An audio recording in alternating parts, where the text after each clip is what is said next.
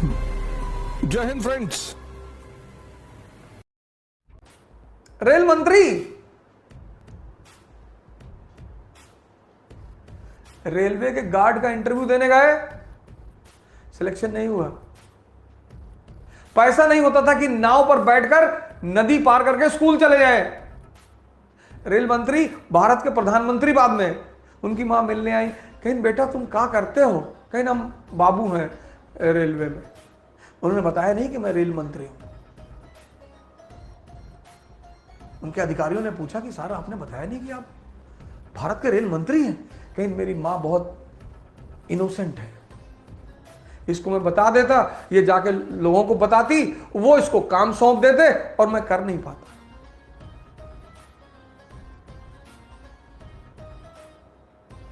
अपने बेटे के खिलाफ एफआईआर कर दी क्योंकि वो प्रधानमंत्री की कार लेकर चला गया था। चीन गए, सदरी फटी हुई थी। प्रधानमंत्री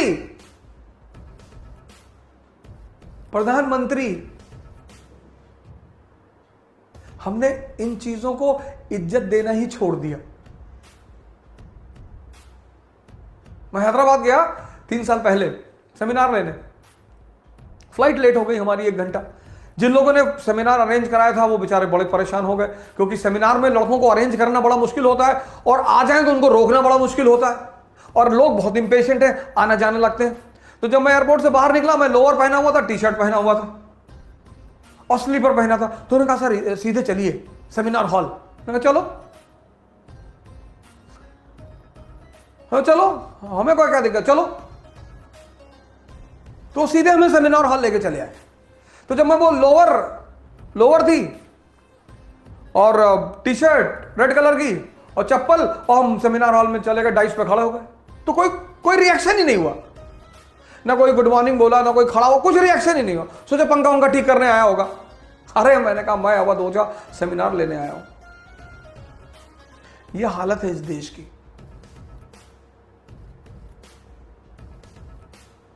ये सुनाइए, ये सिखाइए सर अपने बच्चों को। सिर्फ बचपन से ये मत कहिए तुझे आईएएस बनना है, तुझे मेरा सपना पूरा करना है, ये सब मत करिए सर। उनका मानसिक विकास कराइए सर। सर जिसका भी दिमाग जिंदा है ना सर, वो भीख नहीं मांगेगा सर, वो मांग ही नहीं सकता सर। जिसका भी दिमाग जिंदा है और जिसका दिमाग मरा हुआ है, मैं नाम नहीं लेना चाहता, बड़े यंग आईएएस अधिकारियों ने, आईपीएस अधिकारियों ने बड़े छोटे छोटे मुद्दों पर सुसाइड किया पिछले 2-4 सालों में सर। किसी ने इस बात पे सुसाइड कर लिया कि उन्होंने अपनी वाइफ को मना किया कि भाई आप नॉनवेज मत खाइए, पत्नी नहीं मानी, सुसाइड कर लिया। आईपीएस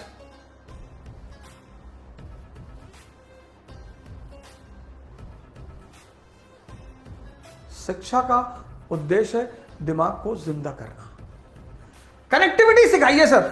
शुरुआत में किसी भी चीज की जो लर्निंग है, लर्निंग जैसे साइकिल चलाना जब आपने सीखा तो शुरुआत में दर्द हुआ, शुरुआत में टाइम, किसी भी चीज के शुरुआत में टाइम लगेगा सर। एक बार आप सीख गए, उसके बाद हाथ छोड़ के साइकिल चलाने लगे। वो जो पहला फेस होता है वो ऐसा होता है, ऐसा, यही चैलेंजिंग होता है। लर्निंग का जो पहला फेस होता है वो ये होता है। बड़ा इंपेशेंट हो जाता है आदमी कि यार अब बहुत धीरे हो रहा है। शुरुआत में होगा सर, शुरुआत में आप साइकिल लेके भागे, फिर आप बीच में घुसे कुछ दिन, फिर आप डंडे पे बैठे, फिर आप गद्दी पर आए, एक दिन आप थोड़ी बैठ गए। Learning is always a slow process, always. Impatient होने की जरूरत ही नहीं है सर।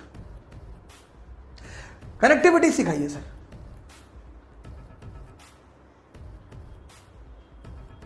अपने बच्चों को जोड़ना सिखाइए।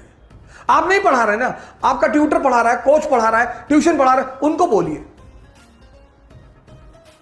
कि भैया हमारे बच्चों को रटाना मत, समझाओ, जोड़ना सिखाओ, डायग्राम बनाओ, डायग्राम ऐसे बनाओ, डायग्राम। धम्मा ऐसे लिख दिया, धम्मा, धम्म की नींद किसकी? अशोक की, अशोक की। भारतीय उपमहाद्वीप, इंडियन सबकॉन्टिनेंट पर कब्जा,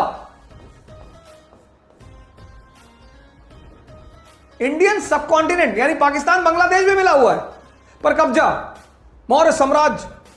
ये Indian subcontinent unity in diversity का इलाका, अनेकता में एकता का इलाका। आज कौन है? हिंदू है, मुसलमान है, ईसाई है। उस समय कौन थे? बौद्ध, ब्राह्मण और जैन। और ग्रोथ और डेवलपमेंट की सबसे बड़ी आवश्यकता क्या है? Peace and stability. ग्रोथ और डेवलपमेंट की सबसे बड़ी आवश्यकता क्या है? Peace and stability.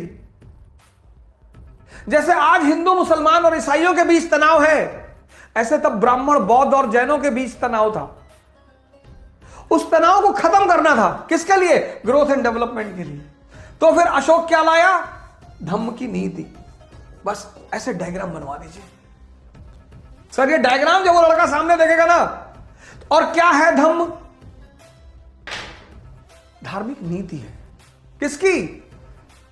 सामंजस्यता की, एकता की। अपासियाने किमचू धम्म, अपासियाने बहुकयाने दयादाने सचे सोचवे माधवे साधवे चा। क्या है धम्म? अल्प पाप। अपासियाने बहुकयाने, बहुत लोगों का कल्याण। स्टेट सबके कल्याण की बात कभी नहीं कर पाएगा। अपासियाने अल्प पाप, बहुकयाने बहुत लोगों का कल्याण।